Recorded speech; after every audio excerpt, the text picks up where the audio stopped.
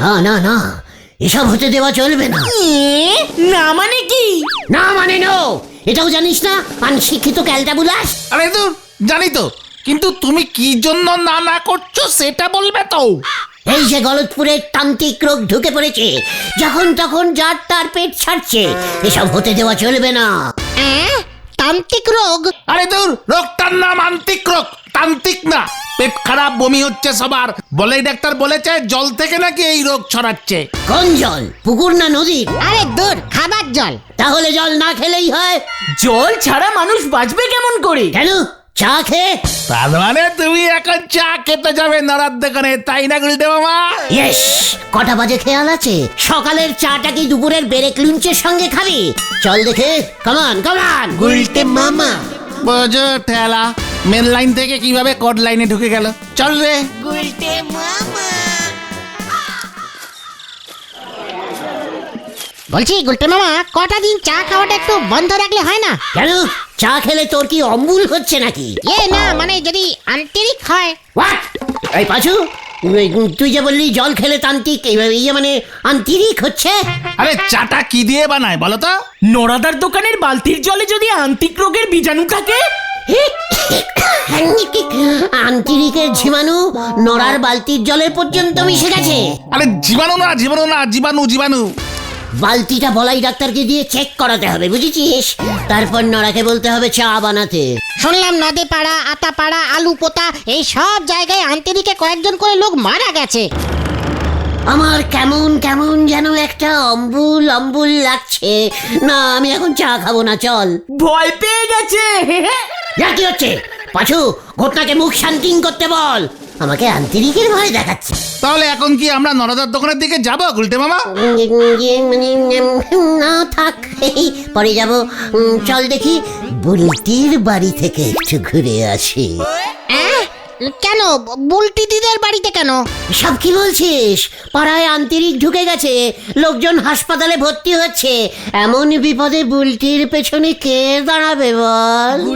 তুমি। তাহলে চল, কামান কামান। তুমি পেছনে দাঁড়ালে আমরা কোথায় দাঁড়াবো গুলটে মামা? সাইডে নাকি? এটা তো সত্যিই চিন্তার বিষয়। তোমাদের দাদা ছানুদা অফিসে এখন বোতলে করে জল নিয়ে যাচ্ছে। দেখ পাঁচু, দেখ, শোন বকুল দেখি বললো, শোন।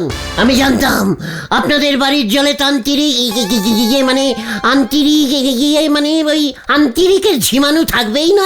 এই জীবাণু জীবাণু জীবাণু। না না গুলটি ঠাকুরপো, আমরা তো জল এখন ফুটিয়ে খাচ্ছি।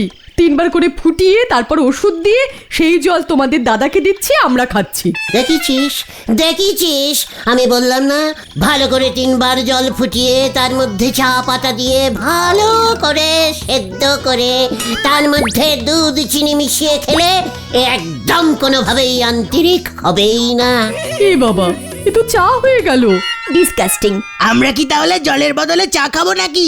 এতবার চা খেলে আমার গায়ের রং কালো হয়ে যাবে না? উফ, ডিসকাস্টিং। মানে বকলদি, জলে কি ওষুধ মিশান আপনারা? সে তোমাদের ছানুদা বলতে পারবে। তবে জানো তো, ওষুধটা দিলে না জলের স্বাদটাই কেমন নষ্ট হয়ে যায়। আচ্ছা, তোমাদের এই গলতপুরে কোনো কবিরাজ নেই? দেখ দেখ, বকুল দিকে দেখে তোরা শেখ। সেই কখন থেকে তোরা এই আন্তরিক করেই যাচ্ছিস। বকুল দিয়ে সব পরোয়া করে না। শুনলি তো কি বললো? এই বিপদেও বকুল দি কবিতা শুনতে চাইছে। এই বাবা, আমি আবার কবিতা শুনতে কোথায় চাইলাম? এই যে আপনি কবিরাজের খোঁজ করছেন, চিন্তা করবেন না বকুলদি। আমার পিসে মশাই এতগুলি কবিতা লিখেছিল যে সরকার থেকে ওকে কবিরাজের সার্টিফিকেট দেওয়া হয়েছিল। একবার নয়, অনেকবার। না মানে মানে চুপ কর। আমিও না না দেখি কবিতা বলতে পারি। আমি লিখি না, শুধু বলি। বলবো একটা বলছি, মানে বকুলদি? হ্যাঁ বলো বলো, দেখি শুনি। গুলটে মামা না। বলছি তাহলে। ওই যে আকাশে উঠেছে চাঁদ শুধু, তুমি আর আমি বাকি সবাই বাদ। হে হে, দারুণ দারুণ দারুণ। ইয়ে মানে আমাকে কবিতা কেন শোনাচ্ছ গুলটে ঠাকুরপো? চারিদিকে যা শুরু হয়েছে, মনটা একটু ভালো হবে তাই। কবিরাজ খুঁজতে হবে না আর। ওই যে গাছে ফুটেছে জবা, পেছনে দাঁড়িয়ে বাবা। বাবার নাম কি? ভাতে খায় ঘি। ডিসকাস্টিং। আমি ভেতরে গেলাম মা। ভালো না বকুলদি? আমার কবিতা বলাটা ভালো না? আমি তো কবিরাজের কথা বলেছি গুলটে ঠাকুরপো, যারা ওষুধ দেন। মিনি ডাক্তার, তাই না? মিনি কিনা জানি না, তবে আমার বাপের বাড়ির ওখানে মধু কবিরাজের বড়িতে এসব আন্ত্রিক তান্ত্রিক সব সেরে যেত। এখানে তো শুনছি লোকজন মরতে শুরু করেছে। কি যে করি, খুব চিন্তা হচ্ছে। ভাবছি বুলটি বুদনকে নিয়ে 1 মাস বাপের বাড়ি কলুপুরে চলে যাই। এই না, একদম না বকুলদি, এ হতে পারে না। আমি নিজে গিয়ে ওই মধু কবিরাজের বড়ি নিয়ে আসছি।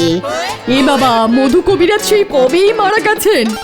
আমি যেতে চাইছি কারণ কলুপুরে শুনলাম এখনো আন্ত্রিক ঢোকেনি। বকুলদি প্লিজ, আপনি বুলটিকে নিয়ে যাবেন না। আমি এক্ষুনি কবিরাজ নিয়ে আসছি। আমি প্রথমে অন্য কবিরাজ বুঝেছিলাম তো। আমার এমন অনেক কবিরাজ চেনা শুনো আছে, আপনি যাবেন না। পাড়ার ছেলে হিসেবে আমার তো একটা কর্তব্য আছে। কি বলিস তোরা? আটকাবি না? ইয়ে মানে হ্যাঁ হ্যাঁ হ্যাঁ হ্যাঁ হ্যাঁ। হ্যাঁ হ্যাঁ, ইয়ে মানে কিভাবে? বকুলদি নো চিন্তা, আজকে আমি বিকালের মধ্যেই কবিরাজি বড়ি নিয়ে আসছি। চল হরে বাপ, হরে বাপ। বুলটিকে বলে দেবেন বকুলদি, আমি যাচ্ছি। মা, ডিসগেস্টিং এর মতো কথা বলছে না?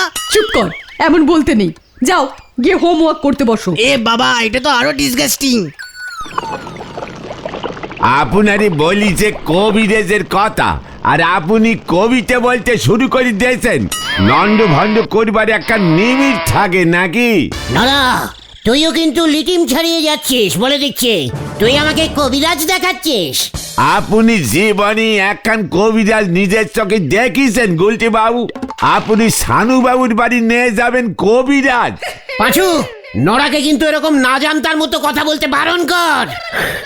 কি হচ্ছে? তুই জানিস আমার দাদুর দাদু কত বড় কবিরাজ ছিল? দাদুর দাদু?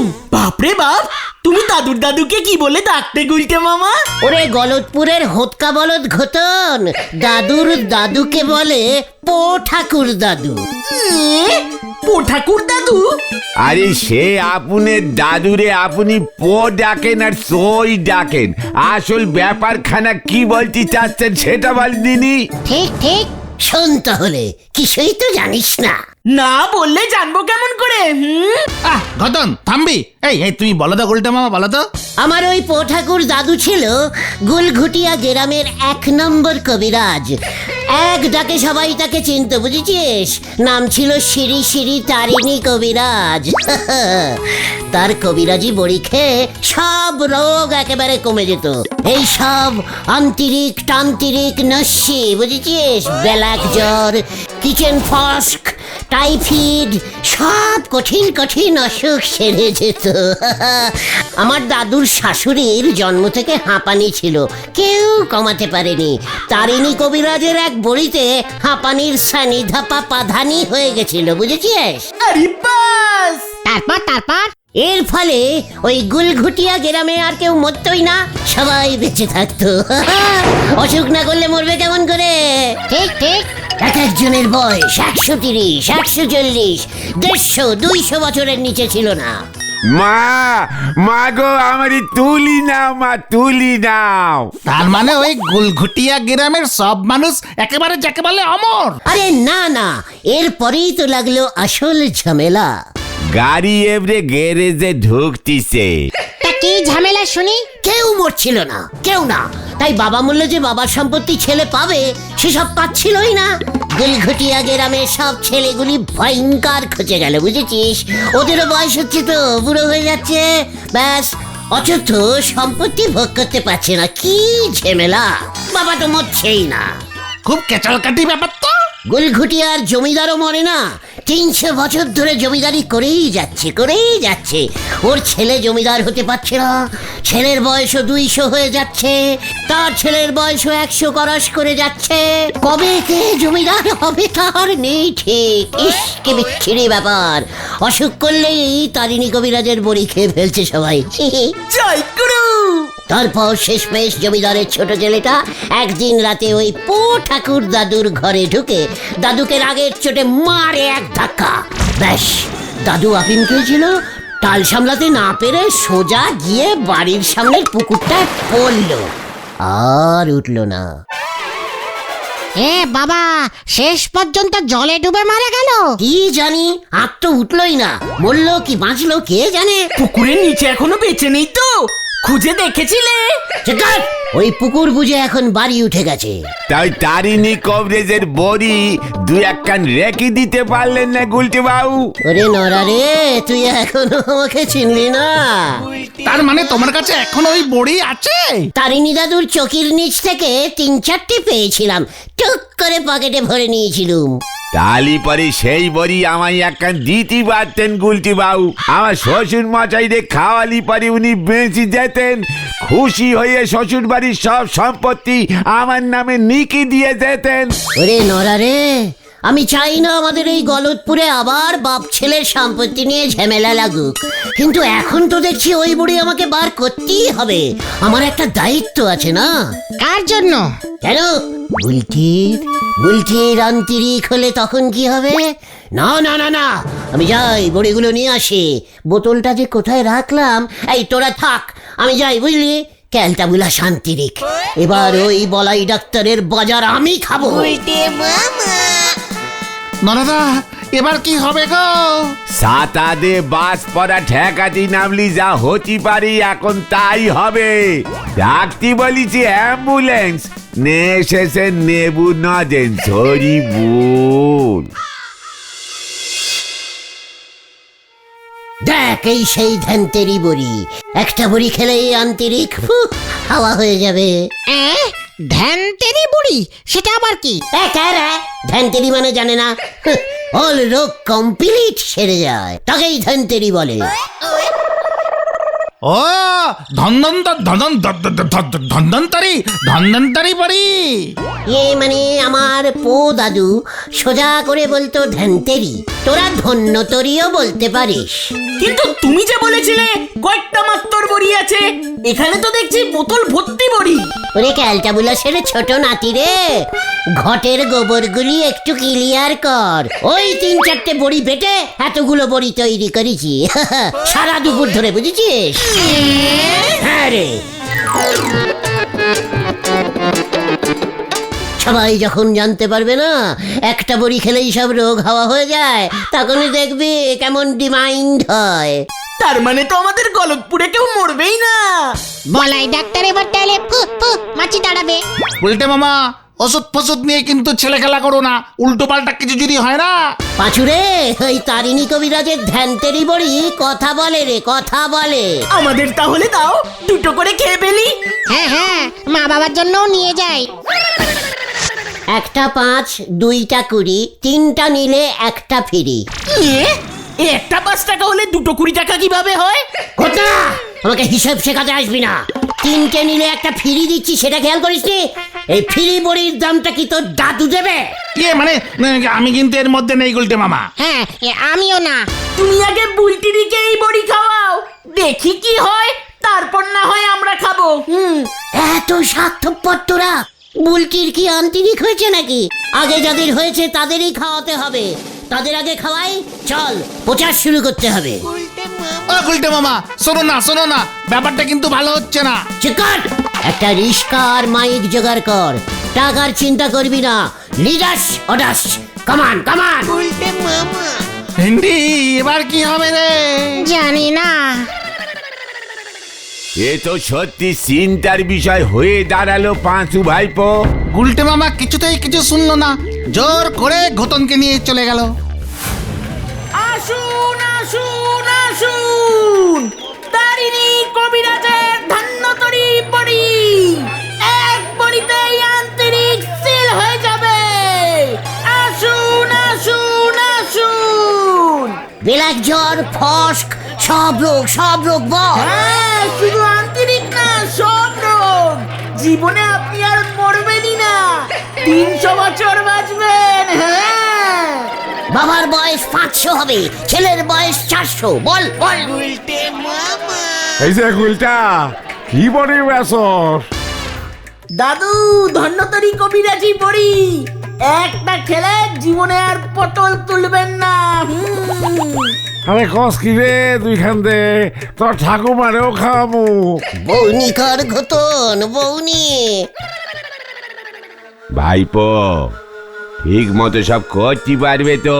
হ্যাঁ, করতে পারবো মানে করতেই হবে, নয়তো অনেক বড় বিপদ হয়ে যাবে নরদা। হ্যাঁ, যেভাবেই হোক গুলটে মামাকে বাঁচাতেই হবে। ঠিক বলেছ, এমন বুদ্ধি ছাড়া নন্দ ভণ্ড নোক ভগবান এক পিস তৈরি করে পাঠাইছে। যেমন বললুম ঠিক তেমনই হওয়া চাই। উল্টে বাবুদের তো চিনি, মনে হয় এই ওষুধেই কাজ হবে। এই আমারে 10টা বড়ি দে, আন্তরিক যেভাবে বাড়ছে চারিদিকে। আমায় 20 খান রে, 1000 বছর বাঁচো। আরে আমার পুরো বোতলটা দে। দাম বাড়িয়ে দে ঘটন, দাম বাড়িয়ে দে। একটা গুল্লি 20 টাকা, দুটোর দাম 50 টাকা, তিনটে হলে 500 টাকা। জীবনে আর মরবেন না। বুলটির জন্য কয়টা রাখবো গুলটে মামা?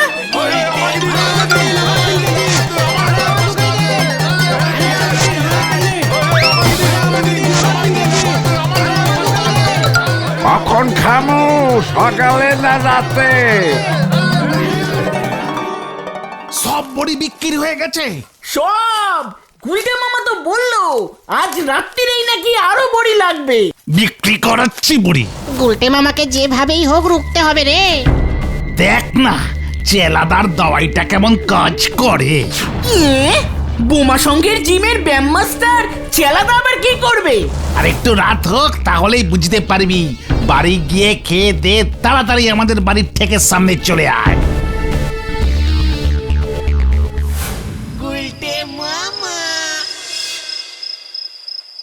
যেভাবেই হোক পিসিমাকে ম্যানেজ করতেই হবে, এই সুযোগ হাতছাড়া করা যাবে না কিছুতেই। এই, কে? গুলটে, এই গুলটে। এমন ভাবে কে ডাকছে? ভূত নাকি? বাইরে আ, বাইরে আ। আসছি।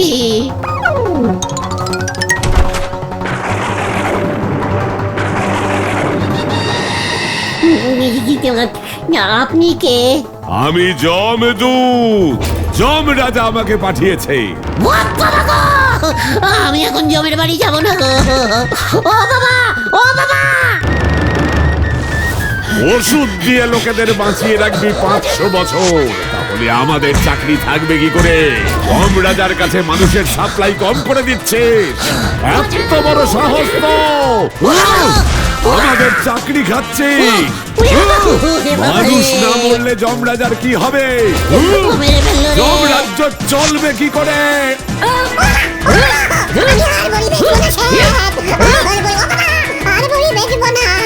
যমরাজার দুধকে ষাঁড় বলা।